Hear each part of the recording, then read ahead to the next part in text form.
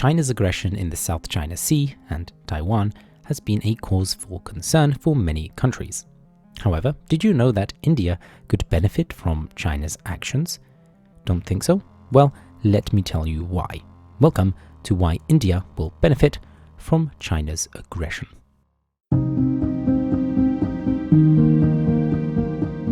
In recent years, there has been a growing trend of companies relocating their manufacturing operations from China to other destinations, and India has been one of those destinations. This is due to several factors, including labor costs, which in China have consistently increased at a fast rate for many decades now, making it less attractive for companies to manufacture certain lower value products. But that's not the only reason. You see, China's geopolitical aggression in the South China Sea and Taiwan, and the trade tensions between the United States and China are becoming important factors.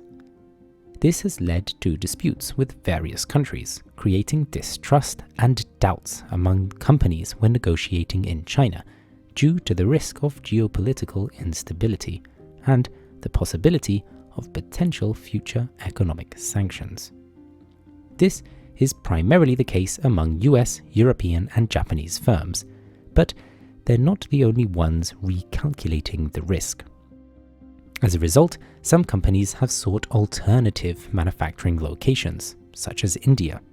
These two main factors, rising labor costs and geopolitics, are becoming the trigger for the continuous relocation of manufacturing outside of China by some international companies across the coming decade, as well as new companies deciding not to set up facilities in China to begin with.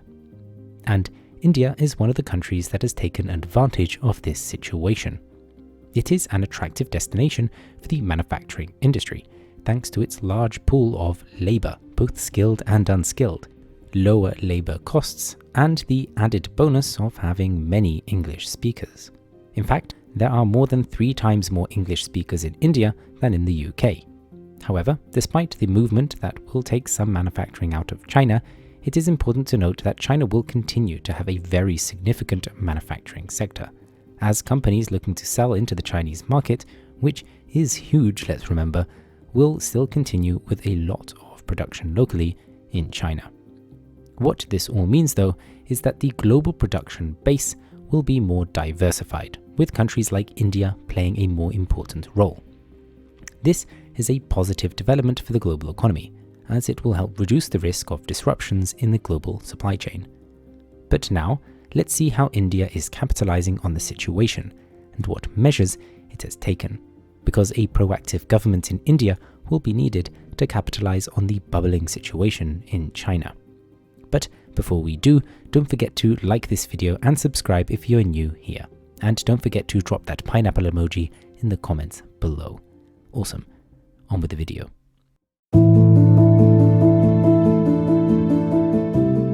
In 2014, the Modi government launched the Make in India initiative, a decision aimed at boosting manufacturing in India and turning the country into a global manufacturing hub.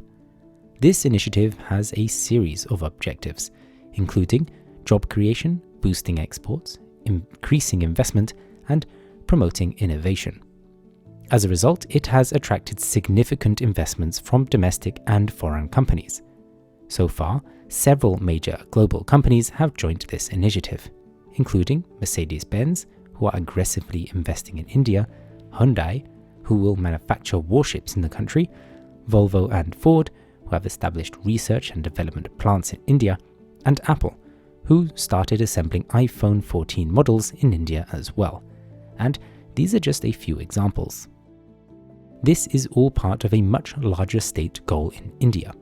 You see, in order to increase economic and strategic ties, in 2014, the Modi government also changed the name of the Look East policy to the Act East policy.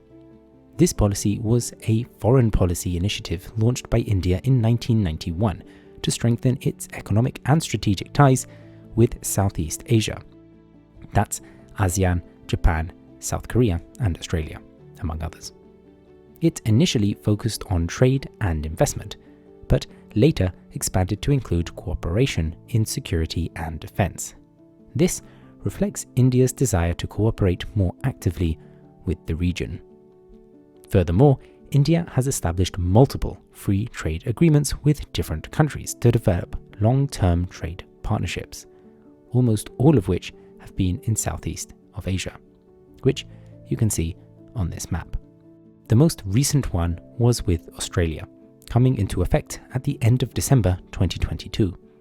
These free trade agreements are not only good for the Indian economy in the long run, but more generally as an aim to set up networks with companies that are receiving business from manufacturing leaving China.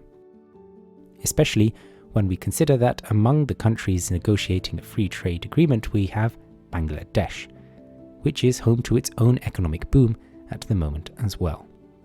It appears that India is putting together all the economic pieces together to really benefit from its own booming domestic demand as well as aggression from the Chinese political elite, which explains why India will benefit from China's aggression.